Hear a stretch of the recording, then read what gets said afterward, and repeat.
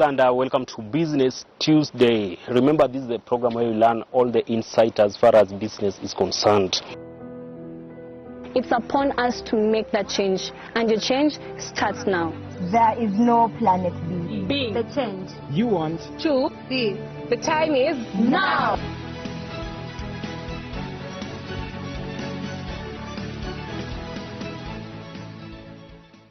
And we want to welcome you officially to the program today. As usual, we are having a guest on the show again once more.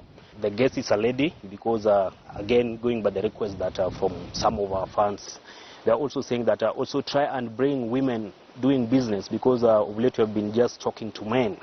And now, guys, we take this opportunity to welcome our guest to the program. My name is Mursowino, and this is Lolwe Tv. Welcome very much to the program. Thank you very much for having me. Yes. Kindly tell the viewer who you are and probably a little. Yes, thank you again for having me in this program. My name is Gladys Kivati. I lead a team at Sustainable Business Consulting. We are a business and a social enterprise that is aimed at contributing to sustainability, and we work a lot with small and growing businesses, supporting them integrate sustainable business practices. What do we mean by sustainable business practices? We realize that SMEs are keen about making money, which is very important for any business in the market. But then we advise for you to really grow as a business and for you to be resilient in this market economy. You not only need to make money, but also need to have social impact, that is impacting your employees through maybe good salaries and good packages, but also impacting the community in which you operate. And secondly, we are also taking into consideration that we have really, as a business, how are you actually impacting the environment positively? And so what we aim to do is support businesses, integrate these three elements. You call it the triple bottom line. You're not only making profit, but you're also contributing towards environmental sustainability, but also having a positive social impact to the community you work in. And we are collaborating with various institutions to achieve this. And in this particular interest of this interview, we currently have an initiative where we are trying to promote climate action among the businesses we work in. And we've been in operation for 7 years. And so we are registered in Kenya, but we've worked for the last 7 years in East, West, and Southern Africa, where we've supported about 500 enterprises achieve, growth. Not only just growth financially, but also we've seen a really positive impact to the businesses we work in. To layman, yes. They are saying business terms are usually very complicated to many people. Like to layman, to probably somebody at home who knows who is very green in business, if you make it in a very simpler way, what can you say that you guys do? Okay, in a very simple terms, you lend money because you're saying you are sustaining. We build resilient businesses. We build future-proof businesses. And we've realized, especially, and COVID-19 has actually showed us, businesses that are only making money will not really be resilient in the long term. You have to take care of your customers. Like, for instance, businesses that were mainly just not either treating their employees right, they were also not treating their customers right. They were really not taking care of, say, their stakeholders. We realized some of these businesses closed because they were only focused on making money. But now what you're saying is resilient businesses, if you're looking at your supply chain, if you're looking at your employees, if you're looking at the people, if you're also legally compliant with the government, you realize there's an element of resilient and future-proofing in a way of your business. So in layman terms is how do you actually build a sustainable business is by not only focusing on the money, but also focusing on impact and environmental consciousness. Very nice. Now, let's talk to our viewer at home. Our guest is telling us that, of course, she's talking about how probably the COVID has also impacted or affected the businesses across the world. And we know that anybody in business, this came as a challenge to many. But she's going to be telling us probably what did they do different, which made them to still stay afloat up to now. You can answer that to the viewer. Yeah, so what did we do differently? Actually, during the COVID-19 time, we realized we really got a lot of business because businesses came Hey, can you come up with a business continuity plan? Can you come up with a way of looking at your strategy, your business model different? And most businesses were thinking these things may not really affect them. But then now here they are faced with something like COVID-19, which is something that more businesses were not prepared for. So they came and asked us, how can you actually be able to build our strategy to ensure that it's resilient? How can you be able to ensure that our employees are well taken care of, even though we may not have money to pay employees? Is there a way in which employees can really stick with us? And even if there's no money to pay them? Even though there's no money. Which is very impossible. That is a tough, actually a tough question. Yes. Because how do you keep your employees if you don't have money to pay them? It's about your culture. What's your organizational culture? And for most small and growing businesses, we realize, especially during the COVID-19 times, they were not really afloat.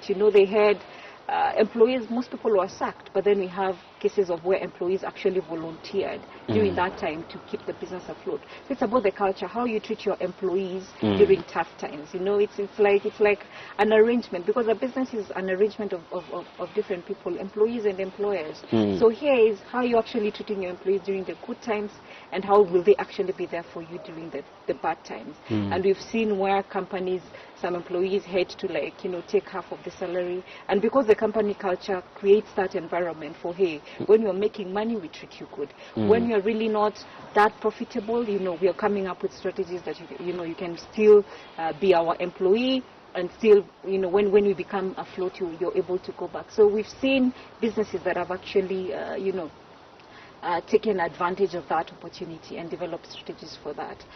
But also, I think how this moment has also taught us is the impact of climate change. And I think that's why we've actually partnered with the Shared Value Hub and the Shared Value Foundation. And what you're doing is you're trying to promote this initiative of some people say COVID-19 is also as a result of climate change. That one we are yet to confirm, but we are yet to confirm, yes. But you see, as in things are changing, we are getting new diseases, we are getting temperatures changing, we are getting locusts coming. How are businesses actually prepared for these changes? And we are seeing it as a result of how the environment is treating us. If you're not nice to nature, nature will come back and bite you. And treat you badly. Now, sorry for cutting you short. From your opening statement, you mentioned something like you guys have been in this business for close to 7 years. Something like that, right? And you also mentioned that some of the organizations that you've been working with across the world, do you consider your company a global company?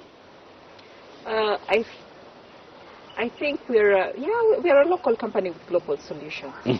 Yeah, because I wouldn't say because we're registered locally, but our operations, across Africa and beyond. We've also worked in Middle East, etc. So I would say that we are a local company with global solutions. And we have a global team that helps us implement most of this activity, but we are registered locally in Kenya. Yes.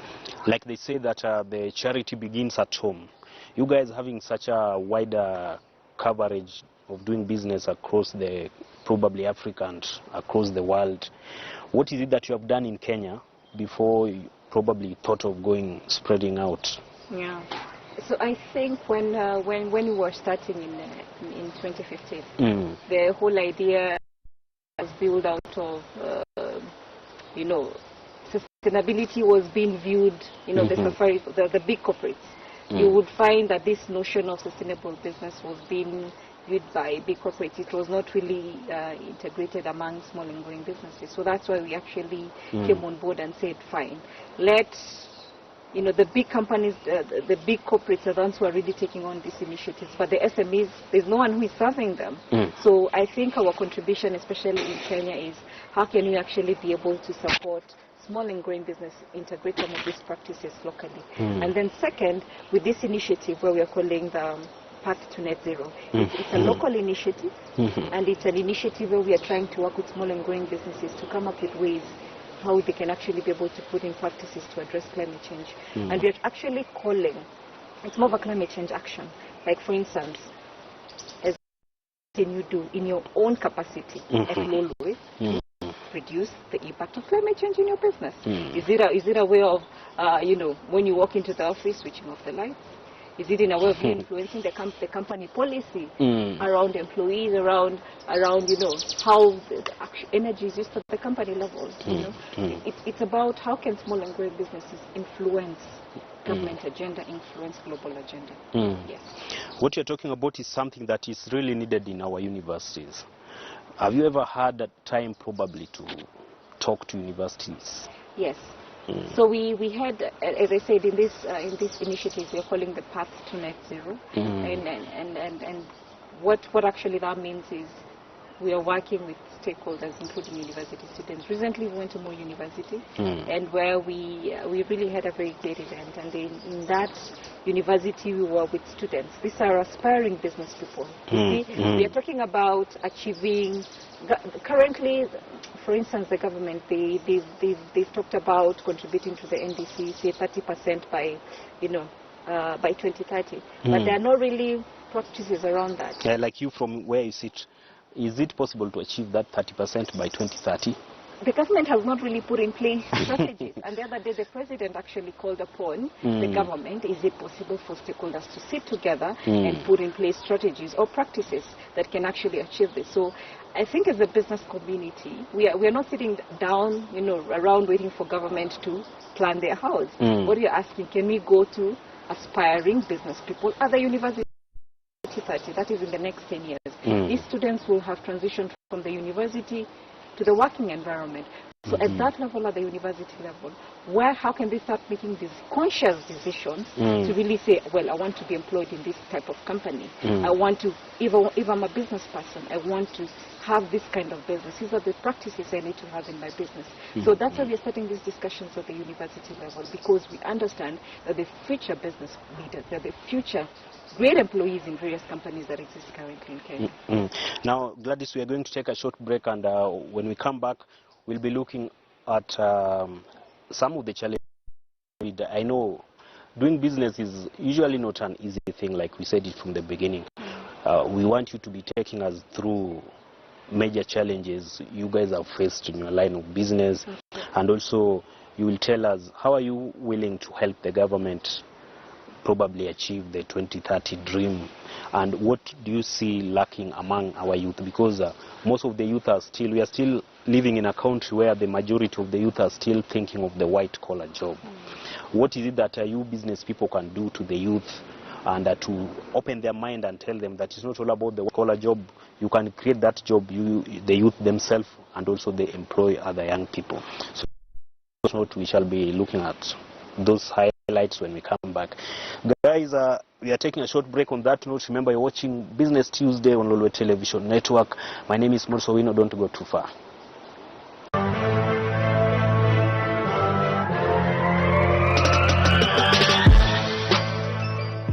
Wakeni gin jotelo kinde duto kochakore e udi kaachiel kod kuondegi mag tich. Ng'eny joma mine oyangore kendo gin gi lemo mopogore opogore. Magi duto emomiyo e chenro mar duond mine wakelo ni welo ma wakeni mami puonj makare kaka ng'ama miyo e wi wechego eko mag ohala, wechego eko mag siasa, chike e wi ratich ng'ama miyo, cases modok korka sexual gender based violence kata jogo mobandi, ratiro mag nyithindo mondo ng'e ni nyathi, wechego eko mag dak e kin mamoko mathoth. Ang'o momiyo ni chako riwruok machalo kamaendi to ni chake karang'o?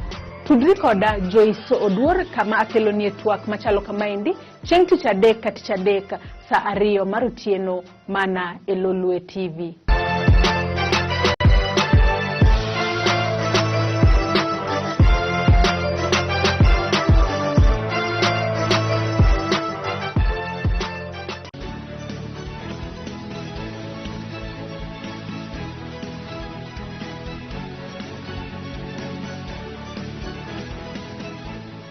Welcome back, guys. These are Business Tuesday as usual. My name is Morsowino. If you're just joining us, we are having a guest on the show, and we are talking about so many big stuff, Maze. And we know as business, many people always think that whenever they hear about the word business, they just think of somebody selling probably mangoes along the road and people doing those small business. And that's why we are telling you, on this show, we usually bring entrepreneurs. We know entrepreneurs are those people who are considered to be doing business in a bigger way and also in a complex way. And without taking much ado, I'm going to allow my guests again to say hi to those who are just probably like tuning in right now. Welcome back, Gladys. Thank you. Yes, for those who are tuning in right now, you can say hi again to them. Hello, I'm Gladys Kivati. Yes, she's Gladys Kivati, she has said it. And now, as we are taking a break, we are talking about your company and what it does to the world. And also, of course, Kenyans, because we are Kenyans and Kenya is our business. We know we have got so many students from university who are very creative. Probably have seen or come across of what they do. What do you think your company can do to such kind of students? Well, yeah, I totally agree with you. I've really met some smart, intelligent guys from the university. And what you're doing actually right now is you're working with the university students, with various clubs in the university to really promote this climate action agenda. And what you're planning to do competition in the next coming months. And the competition is going to focus on, innovative ideas that students have, around addressing some of the climate change issues. It can be pre-business or even, we are looking at it from different angles. Looking at where they are right now, because you see the future, we see the youth of they're not the future. They're actually they're not the future. They are the people that we need to really work with right now. So we are really engaging university students, and we are coming up with a climate action competition to get ideas, to get innovations on how can the climate change issues from their eyes. Because in the next coming years there'll be, the impact of climate change affects them. And so we are telling them, what can you do as a student? What do you think you can do as a future leader? What can you do? Looking at your university, what do you think are some of the innovative ideas that an institution like that can actually help? An institution like that can address climate change. So we are working closely with them. We also have climate change champions in the universities. So we are working with several university students to really get climate change champions who are going to advance the whole climate change agenda, as well as some of the sustainability agenda we have in place, including, we also have another initiative where we are planning to really speak about jobs. What are good jobs? What are good jobs? That's nice. I can see down there on our TV, a student is asking, ask Gladys, this guy is saying that actually he's created a kind of machine that can help detect maybe the climate change kind of a thing. So he's asking that where can he showcase the idea? Because it's a prototype, it's an idea that exists on a very still small surface. Probably he's just thinking about it and it's something just do in his bedroom, and he's thinking this is something which can really work. What can you say to that guy? I'd like actually to commend the guy, because he's actually doing something. And what we're asking is calling on people to really start doing something. But most importantly, we're in collaboration with the Shared Value Hub. Shared Value Hub is an accelerator program that is supporting climate change entrepreneurs. And we are supporting climate change entrepreneurs who are at the idea stage. At the idea stage, these are entrepreneurs who have an idea, who have a prototype, like him, for instance, and we have a pre-accelerator program. And in the pre-accelerator program, this is where we are supporting them for a period of time in trying to help them, take that idea into actually a business. And also trying to patent it, if at all it's an idea that is worth patenting. But most of all is, how do we connect him with the right people who can actually build that idea? So that is happening under the Shared Value Hub. So I'd advise him to go to www.sharedvaluehub.org and click in the application and just fill in the application form.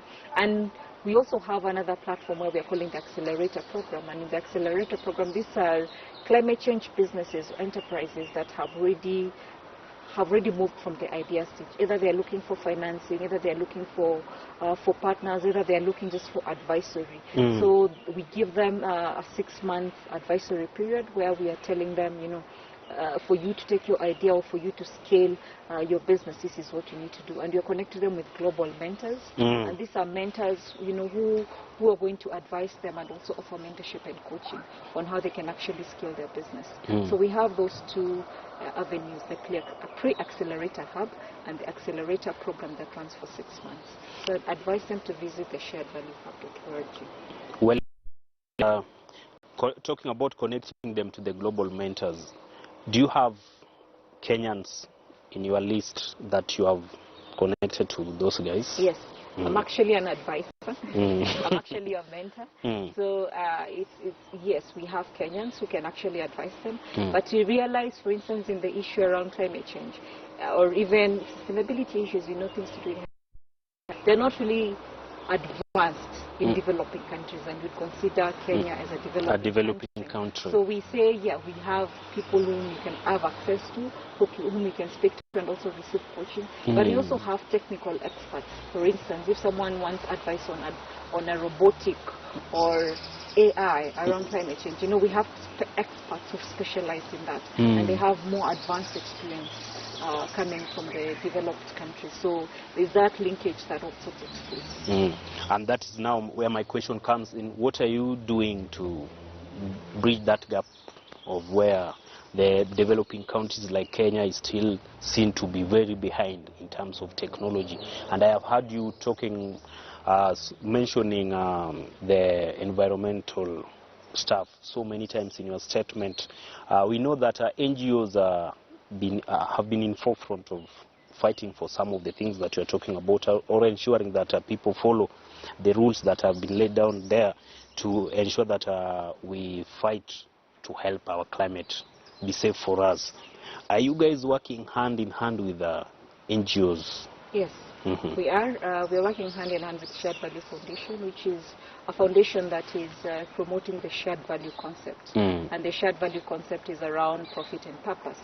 And so we are working closely with them, and also members of different different associations that are trying to promote this whole agenda. We are members of the UN Global Compact. We are also members of the BILAB East Africa and BILAB Global. And so we are also working with other UN agencies who are also trying to promote this concept. And I think this is why I actually call upon the private community and the private business and the corporates out there to come on board and partner with us in pushing this agenda, because we realize this is not an agenda for the UN. We realize this is not an agenda for the global companies. This is an agenda that sits squarely within the private sector. And so we are calling upon any partner who can actually come and work with us in championing this agenda, championing the sustainability agenda, championing the climate change agenda that is targeting small and growing businesses. Because the whole idea, even attaining the sustainable development goals, is around do not leave anyone behind. And we'd like to call any partner who can come on board to partner with us. Corporates, we are calling the big corporates, the Safaricom, to come in, to come on board and just help us work hand in hand with small and growing businesses to lift them up out of this, to support them adequately. Very well. I know we're almost winding up. Before we do, I can see what you guys are doing is very nice, and it's something that can really change the country. Here you are calling upon those who are willing to come in on board and work with you. Have you tried to reach the government? And if you had a chance to talk to somebody in government, what do you think, or what are the requests you could place forward, and where you think you need help? Yes. So first of all, I would ask the government to involve small and growing businesses in policy development. The other day we were trying to talk about the startup bill, and you see, so I think it's about how do you actually involve, how do you actually have the stakeholders who have the interests of SMEs sitting at the table, not just thinking about the big corporates and thinking about the global NGOs. There's a very big gap in opportunities in small and growing businesses that have a voice, and they contribute to a very big percentage of the GDP. We realize that the Ministry of Industrialization and Trade, we call upon, all these ministries that are really promoting trade, partnership, industrialization, even the Ministry of Environment, and all the institutions that are promoting, say, the NDC. We would really want to have them have us at the table, so that because we are putting the interests of the small and growing businesses on the table. So if they don't have that voice, in those discussions, they're going to make policies that are not really centric to the biggest contributor of the GDP, small and growing businesses. So have us on the table, invite us, we are available. Very well. Of course, we can't answer this one. People are watching, and I know people are thinking now, hey, that is a good company if I want to join it.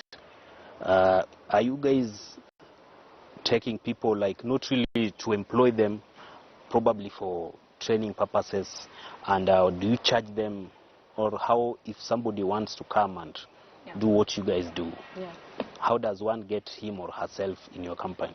Yeah, so two things. So for the consulting arm, we work a lot with consultants. So any consultant who feel that they have the expertise around sustainability issues, around impact, around, you know, because we work across different sectors: agriculture, renewable energy, circular economy, climate change. If you're a consultant out there and you think you can bring on, you know, expertise that would really add value to the team, we'd like to welcome you on board. And in terms of the shared value hub and the foundation, we're also calling upon mentors.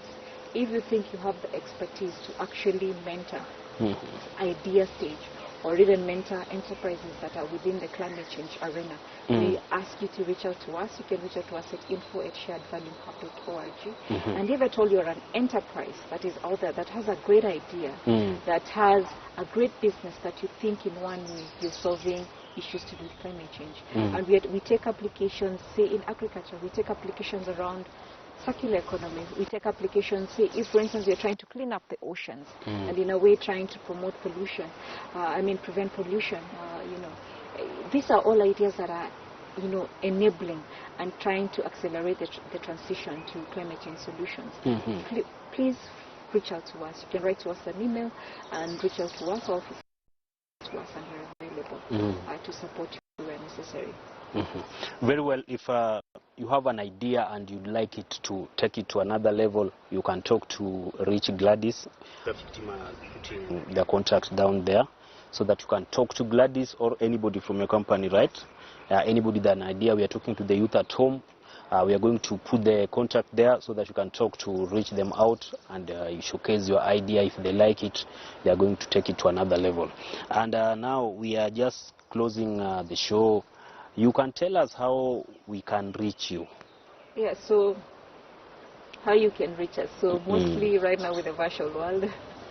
Yeah, so you can reach us. You can go on the different sites we have. Like for instance, for the Sustainable Business Consulting site, you can go to spclimited.org or send an email to info@spclimited.org. If you need any consulting services around investment, sustainable investment, consulting, strategy, we are there for you, or even financial sustainability, financial advisory, we are there.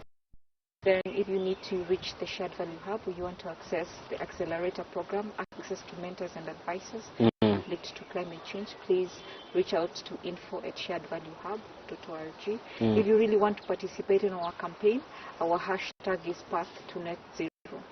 Path to Net Zero hashtag. So you can visit us on Twitter. We have different Twitter handles at Shared Value Hub, at spclimited.org. So yeah, we look forward to hearing from you and engaging you online. Most definitely we'll hear people. My guest or my viewer are saying that looks like the guest had a lot to talk about, but now time. I think we are going to call you back again so that because I can see you are talking about so many big stuff, which I think we need another interview so that we can dig deeper into them. But for today, we take this opportunity to thank you very much for finding time to come on our show.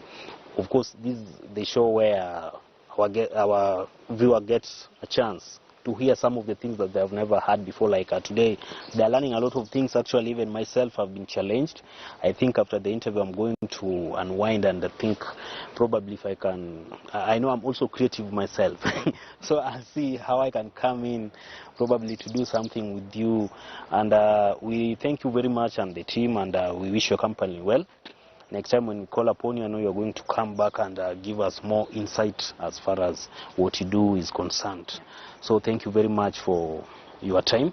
Guys, that marks the end of interview today. Remember, this is a Business Tuesday, the show that comes to you every Tuesday, 8 p.m. on Lolwe Television Network.